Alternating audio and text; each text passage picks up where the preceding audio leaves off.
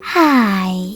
In front of me is REALME GT2 and today I would like to show you how you can change display refresh rate on this device.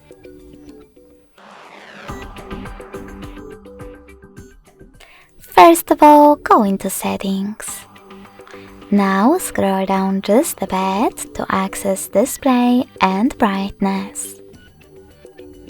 Following that, scroll all the way down and tap on screen refresh rate.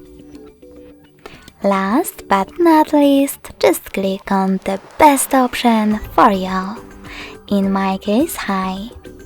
So now when I click on the back button, as you can see, screen refresh of my smartphone has changed. Thanks so much for watching. If you enjoyed this video, smash that like button, comment and subscribe. Bye!